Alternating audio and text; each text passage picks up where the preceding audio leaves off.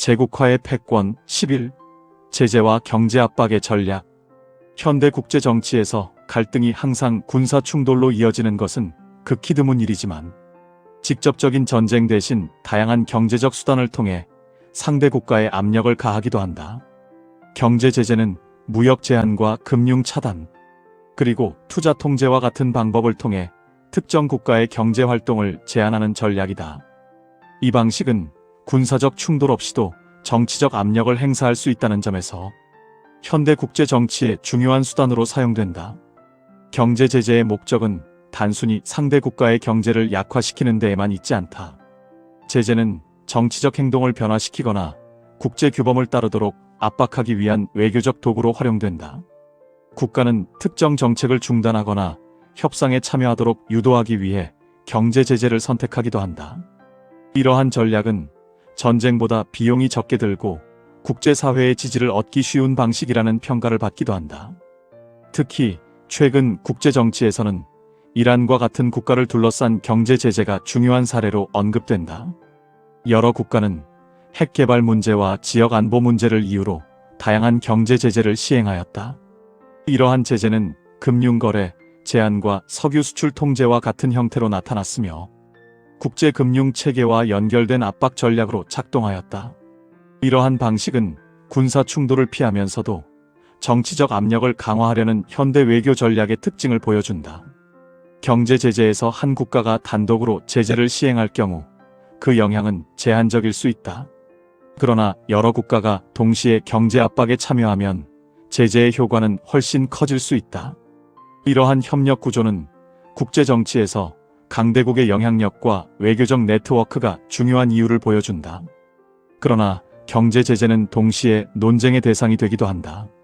제재가 정치 지도부보다 일반 시민의 생활에 더 큰 부담을 줄 수 있다는 비판이 존재하기 때문이다. 또한 제재가 장기화될 경우 상대 국가의 정책 변화를 이끌기보다 오히려 갈등을 심화시킬 가능성도 제기된다. 12. 지역 분쟁과 대리 전쟁의 구조. 현대 국제 정치에서 강대국 사이의 경쟁은 항상 직접적인 군사 충돌의 형태로 나타나지 않는다. 특히 핵무기와 같은 강력한 억지력이 등장한 이후 강대국들은 서로 직접 전쟁을 벌이는 상황을 피하려는 경향을 보이게 되었다. 그러나 갈등 자체가 사라진 것은 아니다. 오히려 경쟁은 다른 지역의 분쟁 속에서 간접적인 형태로 나타나기도 한다. 이러한 구조를 설명하는 개념이 바로 대리전쟁이다. 대리전쟁은 강대국이 직접 전쟁을 수행하기보다 특정 지역의 갈등에 간접적으로 개입하는 방식이다. 강대국은 군사 장비와 자금 그리고 외교적 지원을 제공하면서 자신이 지지하는 세력을 지원한다. 이러한 방식은 직접적인 군사 충돌의 위험을 줄이면서도 전략적 영향력을 유지하려는 목적을 가진다. 그 결과 지역 분쟁은 단순한 지역 갈등을 넘어 국제 정치의 경쟁 구조와 연결되는 경우가 많다. 대표적인 사례는 냉전 시기의 여러 지역 분쟁에서 확인된다. 베트남 전쟁은 지역 갈등이 국제 정치의 경쟁과 결합된 대표적인 사례로 자주 언급된다. 이 전쟁은 단순한 국가 내부의 갈등을 넘어 강대국 사이의 전략적 경쟁과 깊이 연결되었다. 이러한 구조는 지역 분쟁이 국제 정치의 긴장 속에서 확대될 수 있음을 보여준다. 냉전 이후에도 이러한 구조는 완전히 사라지지 않았다. 특정 지역의 갈등은 여전히 여러 국가의 이해관계와 연결되며 국제 정치의 복잡한 문제로 발전한다. 강대국은 외교와 군사 지원 그리고 경제 협력을 통해 자신이 지지하는 세력을 지원하고 이를 통해 지역 균형에 영향을 미치려 한다. 이러한 과정은 국제 정치에서 영향력 경쟁이 다양한 형태로 나타난다는 사실을 보여준다. 대리전쟁의 구조는 동시에 중요한 문제를 제기한다. 외부 세력이 개입할 경우 지역 갈등은 더욱 길어질 수 있으며 평화적 해결이 어려워질 가능성이 있기 때문이다. 또한 분쟁의 중심에 있는 지역 사회는 강대국의 전략 경쟁 속에서 큰 피해를 겪게 되는 경우도 많다. 이러한 현실은 국제 정치의 힘의 경쟁이 지역 사회에 어떤 영향을 미치는지를 보여준다. 13. 제국의 피로와 내부 균열. 역사를 살펴보면 강력한 제국도 시간이 흐르면서 점차 내부적인 부담을 경험하게 되는데 영토가 넓어지고 영향력이 커질수록 국가가 감당해야 할 정치적 책임과 경제적 비용 역시 함께 증가한다. 군사력 유지와 외교적 개입 그리고 국제 질서 관리에 필요한 자원은 국가의 재정과 사회, 구조에 지속적인 부담을 준다. 이러한 과정이 길어질수록 제국은 외부 경쟁뿐 아니라 내부의 피로와 균열이라는 문제를 동시에 마주하게 된다. 제국의 피로는 단순히 경제적 문제로만 나타나지 않는다. 장기간의 군사 개입과 국제 분쟁은 사회 내부의 정치적 갈등을 확대시킬 수 있다.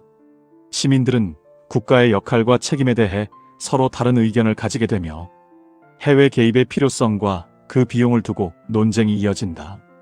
이러한 논쟁은 민주사회에서 자연스러운 정치 과정이지만 동시에 국가 전략의 방향을 어렵게 만드는 요인이 되기도 한다.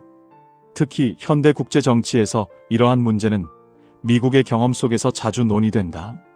냉전 이후 미국은 세계 여러 지역에서 군사적 역할과 외교적 책임을 수행해왔다. 그러나 장기간 이어진 전쟁과 국제 개입은 국내 정치에서 다양한 의견을 만들어냈다. 일부는 국제 질서를 유지하기 위한 책임 있는 역할이라고 평가하지만 다른 일부는 지나친 개입이 국가의 자원과 사회적 에너지를 소모한다고 비판한다. 이러한 흐름은 최근 도널드 트럼프의 정치적 메시지에서도 드러난다. 그는 해외 개입의 비용과 국가 내부 문제를 강조하며 국가 이익 중심의 전략을 주장하였다. 이러한 관점은 제국의 역사 속에서 반복되어 온 내부 피로의 문제를 다시 환기시킨다. 외부 확장과 국제 영향력이 커질수록 내부 사회는 점점 더 많은 자원을 부담하게 되며 결국 제국의 힘은 외부 경쟁뿐 아니라 내부 사회가 그 부담을 얼마나 감당할 수 있는가에 의해 결정된다. 이러한 사실은 역사 속 여러 제국이 공통적으로 경험한 흐름으로서 제국의 피로와 내부 균열은 단순한 갈등이 아니라 패권 구조의 지속성을 결정하는 핵심 요소라 할 수 있다. 14. 패권 경쟁과 새로운 국제 질서. 국제 정치의 역사는 하나의 강대국이 영원히 세계 질서를 지배하지 않는다는 사실을 보여준다. 강력한 국가가 등장하여 국제 질서를 형성하기도 하지만 시간이 흐르면 새로운 국가들이 성장하면서 힘의 균형이 변화하게 된다. 이런 변화는 세계 정치의 구조를 다시 재편하는 계기가 된다. 패권은 고정된 상태가 아니라 역사 속에서 끊임없이 이동하는 힘의 흐름 속에서 형성된다. 20세기 후반 이후 세계 질서는 오랫동안 한 국가의 영향력이 중심이 되는 구조로 설명되어 왔다. 특히 미국은 경제와 군사 그리고 기술 영역에서 압도적인 능력을 바탕으로 국제 정치의 중심적 역할을 수행하였다. 냉전이 끝난 이후 이러한 구조는 더욱 강화된 것처럼 보였으며 많은 사람들은 단급 체제가 장기간 지속될 것이라고 예상하기도 하였다. 그러나 시간이 지나면서 세계 경제와 정치의 구조는 점차 변화하기 시작하였다. 새로운 경제 강국이 등장하고 여러 지역 국가들이 독자적인 영향력을 확대하기 시작하였다. 특히 중국의 급속한 경제 성장과 국제 영향력의 확대는 국제 정치의 균형에 새로운 변화를 가져왔다. 이러한 변화는 세계 질서가 단일한 패권 구조에서 점차 다극적 구조로 이동하고 있다는 논의를 만들어내고 있다. 이런 변화 속에서 국제 질서는 새로운 형태의 경쟁과 협력을 동시에 경험하고 있다. 강대국들은 경제와 기술 그리고 군사 영역에서 서로 경쟁하면서도 동시에 국제 문제를 해결하기 위해 협력해야 하는 상황에 놓여 있다. 기후 변화와 세계 경제 안정 그리고 국제 안보와 같은 문제는 한 국가의 힘만으로 해결하기 어려운 과제가 되었기 때문이다. 이러한 현실은 국제 정치가 단순한 패권 경쟁을 넘어 복합적인 협력 구조 속에서 움직이고 있음을 보여준다. 패권 경쟁이 심화될수록 국제 질서는 새로운 긴장을 경험하게 된다.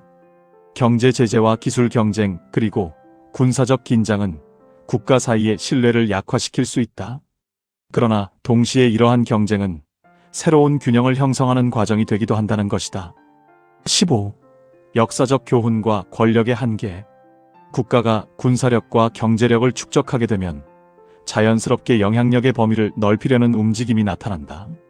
이런 과정 속에서 제국은 국제 질서를 형성하고 주변 지역에 큰 영향을 미치게 된다. 그러나 동시에 역사 속에서 반복적으로 드러나는 사실은 어떠한 제국도 영원히 지속되지 않는다는 점이다. 힘의 확대는 새로운 질서를 만들기도 하지만 결국에는 또 다른 변화의 조건을 함께 만들어낸다. 고대의 제국부터 근대의 강대국에 이르기까지 이런 흐름은 계속 반복되어 왔다. 예를 들어 로마 제국은 광대한 영토와 강력한 군사력을 바탕으로 오랜 기간 국제 질서를 지배하였다.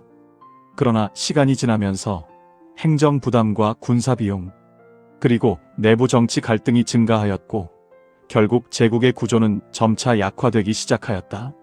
이런 경험은 제국의 힘이 단순한 군사력만으로 유지되지 않는다는 사실을 보여준다. 정치적 안정과 경제적 균형 그리고 사회적 통합이 함께 유지될 때 비로소 국가의 영향력이 지속될 수 있다. 현대 국제 정치에서도 이런 역사적 교훈은 여전히 중요한 의미를 가진다. 오늘날 국제 질서에서 중심적 역할을 수행하고 있는 미국 역시 군사력과 경제력, 그리고 기술력에서 강력한 능력을 보유하고 있다. 그러나 동시에 국제 정치의 변화와 새로운 국가들의 성장 속에서 여러 도전과 과제를 마주하고 있다. 이런 상황은 패권의 유지가 단순한 힘의 문제가 아니라 변화하는 세계 질서에 어떻게 적응하는가라는 문제와 깊이 연결되어 있음을 보여준다. 제국의 역사에서 중요한 교훈은 힘의 확대 자체보다 그것을 어떻게 사용하느냐에 있다. 군사력과 경제력은 질서를 유지하지만 동시에 새로운 갈등을 만들어낼 수도 있다. 따라서 국가의 전략은 단순한 지배의 논리를 넘어 협력과 균형을 함께 고려해야 한다. 국제사회가 복잡하게 연결된 현대 세계에서는 이런 균형 감각이 더욱 중요해진다.